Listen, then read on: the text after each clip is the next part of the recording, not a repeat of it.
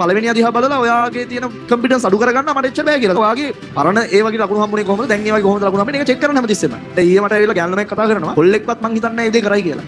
ඒ ළමයාගේ තාත්තා නැහැ. ගෑනු ළමෙක් තාත්තා නැහැ. ඒ වියදම් ටික කරගන්න එයා මාසයක් ගාමට ගිහලා තියෙනවා. ඒ වගේ මොරාල් එකක් ඒ වගේ පෞරුෂත්වයක් තියෙනවා කියලා කියන්නේ ගෑනු ළමයෙකුට පට්ටයි. එහෙම ප්‍රශ්න වැඩි වෙන්න ඕනේ. ප්‍රශ්න තියෙනවා. ඔයාලට තියෙන ප්‍රශ්න. ඒවා ප්‍රශ්න නෙවෙයි පුතා මේවත් එක්ක. Tamanට බැරි දේවල් පේන වෙලාවට ගෑනු ළමයෙක්ගෙන් අපිට ඉගෙන ගන්න පුළුවන්. ඔයා මේක ප්ලේ කරන්න ඔයා වෙනුවෙන්. ඒ කරන වැඩේ ඒ වෙලාවට හරියට කරන්න. මොකද ඔයා තව ටික දවසක් ගියාම හොඳට කාලය ඇඳලා බීලා ඉන්න ඕනේ. එතකොට එතෙන්ට යන්ති අම්මා තාත්තෙන් සල්ලි ඉල්ලන්න බෑ. කාටවත් දෙක වෙන්න ඕනේ නැහැ. ඔළුව නමන්න ඕනේ නැහැ. හරි. ඒව කරන්න බෑ. ඒකට තමන්ගේ මොරාල් එක තියෙන්න ඕනේ. තමන් කාලේ කැප කරන්න ඕනේ. අනිත් දේවල් කැප කරලා තමන් ගේම් එක ගහන්න ඕනේ. සමහරව පාඩම් කරන්නම් කියලා හැමදාම හිතාගෙන යනවා.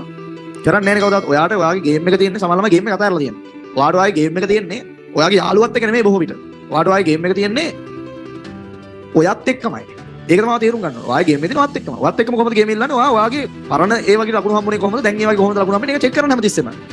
ඔයාට ලකුණු කලින් ඒ වගේ ලියා ගන්න පුළුවන් උනේ පේපර් එකේ MCQ 2 3යි නම් කරගන්න පුළුවන්. දැන් ඊටත් එක්ක ගේම් එක ඉල්ලන්න.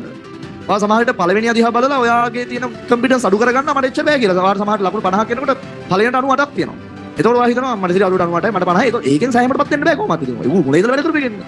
ඒතර ඔයාට තියෙන ලකුණ ඔයාගේ පරණේවත් එක බලන්න. දැන් ඊයේ මට ඇවිල්ලා ගෑනු ළමෙක් කතා කරනවා. නුවර පන්තියේ ඒ ගෑනු ළමයා සාමාන්‍ය මගේ පන්තියට එනවා. ඉස්සෙල්ලා ඉස්සරහම තමයි ඉන්නේ. ඉස්සරහම ඉන්නේ. දැන් සති 3ක් විතර ආවේ නෑ පන්තියට. මට හොඳට මතකයි. එයා සාමාන්‍ය පන්තියේ ඇවිල්ලා හොඳට වැඩ කරන ළමෙක්. සාමාන්‍ය රෑන්කින් අතර ඉන්න ළමෙක්. ඉන්නේ නැතුව හිටියාම ගොඩක් ළමයි ඉන්නේ මීටර නෑ. ආවට පස්සේ මතක් වෙනවා දැන් සති 2 3ක් ආවේ නෑ නේද කියලා. දැන් මම අදුගෙත් ඇහුවනේ කොල්ලොන්ගෙන්. ආවේ නෑ නේද සති 2 3ක්. එහෙම මතක හිටිනවනේ සාමාන්‍යයෙන්. ඉතින් මම ඒ ළමයාගෙන් ඇහුවා. පන්තියට ආවේ නෑ නේද සති 2 3ක්. ඊට පස්සේ පන්ති වල මට කතා කරා. කතා කරලා කිව්වා මේ නිසා මට පන්තිෙන්න බැරි වුණා. රෙකෝඩින් ටික මට දෙන්න නිසා මම මේ සතිය බල්ල ඉවර කරනවා. මට සතියකට දෙන්න මේ ඒ හොඳට නැති මම කොහොම හරි වැට් ටික ඉවර කරනවා. මට මාසයක් යන්න බැරි වුණා කියලා. ඊට පස්සේ මම අහුවා එයි. ඊට පස්සේ යා මේ කියනවා සර් මේ මම අර ජොබ් එකකට ගියානේ සර් මම අර ගාමන්ට් එකට යනවා කියලා සර්ට කලින් කිව්වේ. ඒතර තමයි මට මතක් වුණේ කතාව. ඒ ළමයාගේ තාත්තා නැහැ. යාළුවා ළමෙක් තාත්තා නැහැ. මේ අම්මා විතරයි ඉන්නේ. අම්මත් තව නංගිලාරෙම ඉන්නවා. එයාලට උදව් කරන්න ඕන නිසා මෙයාට ලොකු වියදමක් දරා ගන්න බැරි වුණා අම්මට. ඉතින් මේ මට ඇවිල්ලා මට මේ කාලයකට කලින් මට කතා කරා මතකයි. මම යාට ෆ්‍රී කාඩ් එකක් හදලා දුන්නා.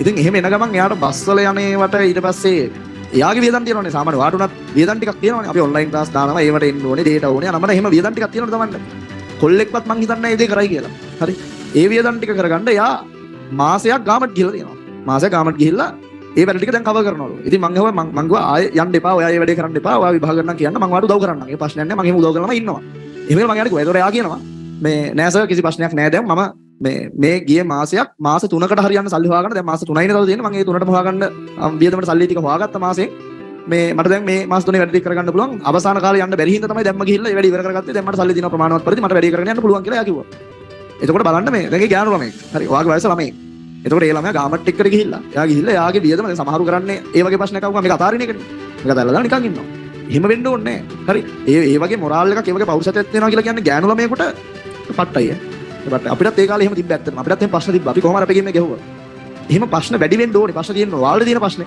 ගෙදර ගියාම නිදිමත එනවා ඊට පස්සේ අම්මා බයිනවා ගෙදරින් ප්‍රශ්න වැඩි ඒවා ප්‍රශ්න නෙමෙයි පුතා මේවත් එක්ක හරි ඒවා ප්‍රශ්න නෙමෙයි ඒ ළමයි හැමදාම රෑන්කින් අතර ඉන්න ළමයි අනිවාර්යෙන් කැම්පස් යනවා බය නැතුව ගිනා කැම්පස් යනවා ඒ කියන්නේ සාමාන්‍යයෙන් පන්ති වැඩ කරන ළමයි ටිකක් බැලුවම අපිට කොහොමද කැම්පස් යනවා කියලා කියනවා හරියටම ජපුරට යනවා කියලා කියන්න පුළුවන් ළමයි ඉන්නවා හැබැයි එහෙම කියන්න පුළුවන් කලාතුරකින් ඉතින් මේ ඒ ළමයි අනිවාර්යෙන් කැම්පස් යන ළමයි ඒතකොට එයාගේ මොරාල් එක සුපිරි හරි ඉතින් එයා පරණ රෙකෝඩ් දැන් ඔයාලට සමහරට වාර විභාගයක් තිබ්බා නව මාසයක් සමහරට තාම රෙකෝඩින් එක බලනවා කියලා හිතලවත් නැහැ ඒ ළමයා මං ඕන ලබන සතිය ඇවිල්ලා වාට කියන්නම් අනිවාර්යෙන් ලබන සතියේදී වැඩි ඉවර කරනවා හරි ඒ කරන වැඩේ ඒ වෙලාවට හරියට කරන්න ඒ වැඩේ ඒ වෙලාවට හරියට කරන්න එයා කියනවා මට දවස් දෙකක් නිවාඩු ගන්න උනා වාර විභාගෙ ඉස්කෝලේ මම වාර විභාගෙ ලිව්වා ඒතකොට එයා එක්සෑම් උත් ලියලා දෙන දෙකක් ගාමට් එකට යන ගමන් හරි ඔයාලා ගාමට් යන්නෙත් නැහැ සමහරට ගෙදර ඉන්නේ උදේ ඉඳලා හවස වෙනකන් කාලා බෙල්ල නිදා ගන්න විතරයි කරන්නේ එහෙම තමයි වැඩ කරන්නේ ඒකොලා මේ තමන් වැටි කරගන්න බෑ හරියට හැබැයි සමහරු දන්නවා දැන් මම බලය උගන්වන්නේ මිනුම් උපකරණ ගන්න ඒක බෑ කියලා දන්නවා සෙනසුරාදිරිත ගෙදරට එලා ආතල්ලේ ගින්න ඕනේ දෙන්නේ නැහැ ඉතින් ඔයාට ඔන්ලයින් එකක් බලලා ඒ වෙලාවේ ගෙම්මක් නැත්නම් වැඩ කරන්න පන්තියක් ඇතුලේ වැඩක් වෙනවා නම් මම කොහොම හරි වැඩ කරනවානේ පන්ති බලෙන් හරි කරනවානේ දැන් අවස්ථාවේ පරිහාසික මේක කියලා කියන් එකෙක්වත් පාඩම් කරන්නේ නැහැ නේද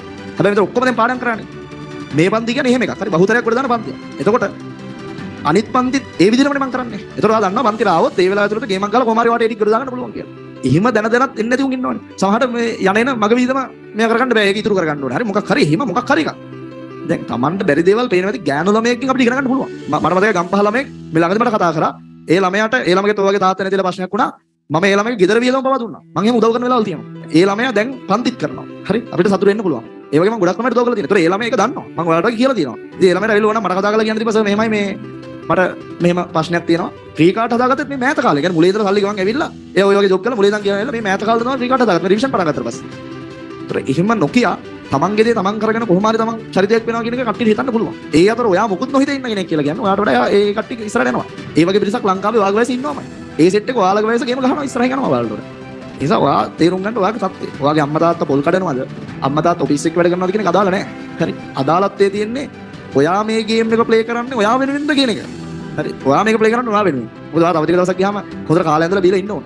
එතකොට එතෙන්ට යන්ති අම්මා තාත්තෙන් සල්ලි ඉල්ලන්න බෑ. කාටවත් දෙක වෙන්න ඕනේ නැහැ. ඔළුව නමන්න ඕනේ නැහැ. හරි. ඒකට මොරාල් එකක් තියෙනවා. ඒකට වැඩ කරන්න ඕනේ. ෆෝන් නම්බර් බින්දලා හරි. ඒව කරන්න බෑ.